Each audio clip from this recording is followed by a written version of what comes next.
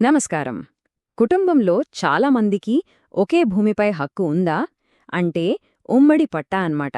ఇది చాలా ఇండ్లల్లో ఉండే సమస్యే. కాని దీనివల్లొచ్చే తలనొప్పులు అన్నీ ఇన్ని కావు. మరి ఈ ఉమ్మడి యాజమాన్యం నుంచి బయటపడి మన భూమికి పూర్తి హక్కులు ఎలా పొందాలో ఈరోజు వివరంగా చూసేద్దాం. చాలా రైతు కుటుంబాల్లో చూస్తే ఒకే పెద్ద సర్వే నంబర్ కింద అందరి భూమి కలిసి ఉంటుంది. దీన్నే జాయింట్ పట్టా అంటారు. వినడానికి బాగానే ఉన్నా ఇది మనకు తెలియకుండానే చాలా అడ్డంకులను సృష్టిస్తుంది. సరే, ఈరోజు మనం ఏం తలుసుకోబోతున్నామంటే, ముందుగా ఈ ఉమ్మడి పట్టాతో అసలు సమస్యలేంటి, తర్వాత దీనికి పరిష్కారమైన 8A రిజిస్టర్ అంటే ఏంటి, ఆ తర్వాత భూమిని విడదీసే సబ్ డివిజన్ ప్రక్రియ ఎలా ఉంటుంది, అందులో కీలకమైన సర్వే దశ గురించి, చివరగా ఇవన్నీ పూర్తయ్యాక మనకు దక్కే ప్రయోజనాలేంటో చూద్దాం.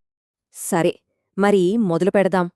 అసలు ఈ జాయింట్ పట్టా వల్ల రోజువారీగా మనం ఎదుర్కొనే ఇబ్బందులేంటో చూద్దాం. ఇక్కడ చూడండి, సమస్య ఎంత పెద్దదో అర్థమవుతోంది. బ్యాంక్ లోన్ కావాలంటే కష్టం, మన వాటా భూమి అమ్ముకోవాలంటే అందరి సంతకాలు కావాలి. అంటే మన ఆర్థిక స్వేచ్ఛకు అడ్డంకనమాట. ఇక చిన్న చిన్న గొడవలొస్తే చాలు మొత్తం పనులన్నీ ఆగిపోతాయి. అసలు పాయింటేంటంటే, వ్యక్తిగతంగా యజమానులు ఏమీ చేయలేరు. దీనివల్ల మన భూమి నుంచి రావాల్సినంత ప్రయోజనం రాకుండా పోతుంది. అయితే ప్రతి సమస్యకు ఒక పరిష్కారముంటుంది కదా. అదృష్టవశాత్తు ఈ సమస్యకు కూడా ఒక స్పష్టమైన ప్రభుత్వ గుర్తింపు ఉన్న పరిష్కారం ఉంది. అదే 8A రిజిస్టర్. ఇది మనకి ఎలా దారి చూపిస్తుందో ఇప్పుడు చూద్దాం. ఈ 8A రిజిస్టర్ అంటే ఏంటి అనుకుంటున్నారా? ఇది ఒక ప్రత్యేకమైన రెవెన్యూ రికార్డు.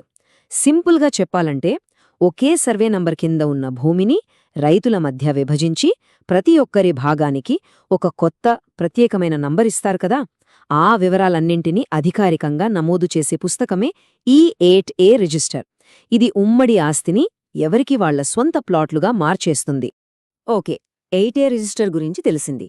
కానీ మన భూమి వివరాలు అందులోకెలా ఎక్కించాలి? దానికి ఒక పద్ధతి ఉంది. దాని పేరే సబ్ డివిజన్. చూడ్డానికి ఈ సబ్డివిజన్ ప్రాసెస్ చాలా పెద్దగా కష్టంగా అనిపించొచ్చు. కాని చూడండి, దాన్ని కేవలం 4 ముఖ్యమైన దశలుగా విభజించారు. ముందుగా దరఖాస్తు చేసుకోవాలి, తర్వాత అందరికీ నోటీసులిస్తారు, ఆ తర్వాత సర్వే చేస్తారు, చివరిగా అధికారిక ఉత్తర్వులు వస్తాయి. అంతే. ఈ 4 దశలు పూర్తయితే మన భూమికి స్వతంత్ర హక్కులు వచ్చేసినట్టే. మొదటి స్టెప్ దరఖాస్తు. మీ సేవా కేంద్రం ద్వారా గానీ లేదా గ్రామ సచివాలయంలో గానీ తహసీల్దార్ గారికి F లైన్ లేదా సబ్ డివిజన్ కోసం అప్లై చేయాలి. ఇక్కడితో అధికారిక ప్రక్రియ మొదలవుతుందన్నమాట. ఇక రెండోది 6A నోటీస్. ఇది చాలా ముఖ్యమైనది. సర్వే చేయడానికి సుమారు వారం రోజుల ముందు అదే సర్వే నంబర్లో ఉన్న మిగతా రైతులకు, ఇంకా పక్క పొలాల వాళ్లకు కూడా ఫారం 6A నోటీస్ పంపిస్తారు. దీనివల్ల అందరికీ విషయం తెలుస్తుంది. ఏవైనా అభ్యంతరాలు ఉంటే చెప్పుకోడానికి వాళ్లకొక అవకాశం దొరుకుతుంది. సరే, నోటీసులు వెళ్లాయి. ఇప్పుడు మొత్తం ప్రక్రియలోనే అత్యంత కీలకమైన ఘట్టం వస్తోంది. అదే భూమి సర్వే. ఇక్కడ ఒక ముఖ్యమైన విషయం గమనించాలి. సర్వేయర్ పాత రికార్డుల్లో ఏముందో అది చూడరు. దానికి బదులుగా ఎంజాయ్మెంట్ సర్వే చేస్తారు. అంటే ప్రస్తుతం వాస్తవంగా ఎవరు ఎంత భూమిని సాగు చేసుకుంటున్నారు, ఎవరి సరిహద్దులు ఎక్కడవరకు ఉన్నాయో చూస్తారు. రైతులందరి అంగీకారంతోనే కొత్త సరిహద్దులు గీస్తారు. సర్వే పూర్తయ్యాక సర్వేయర్ ఒక డీటెయిల్డ్ రిపోర్ట్ తయారు చేస్తారు. దాన్ని BSO 34A స్టేట్మెంట్ అంటారు. ఈ ఫారంలో ఏముంటుందంటే, మొదటి 1 నుంచి 5 కాలమ్స్లో పాత ఉమ్మడి సర్వే నంబర్ వివరాలు ఉంటాయి. ఇక 6 నుంచి 11 కాలమ్స్లో కొత్తగా ఏర్పడిన సబ్ డివిజన్ నంబర్లు, వాటి విస్తీర్ణం వివరాలు ఉంటాయి. సింపుల్గా చెప్పాలంటే, ఈ ఫారం పాత రికార్డుకి కొత్తగా ఏర్పడిన 155/1, 155/2 లాంటి ప్లాట్లకు మధ్య ఒక బ్రిడ్జ్ లాంటిది. ఈ BSO 34A ఫైల్ను డిప్యూటీ ఇన్స్పెక్టర్ ఆఫ్ సర్వే పరిశీలిస్తారు.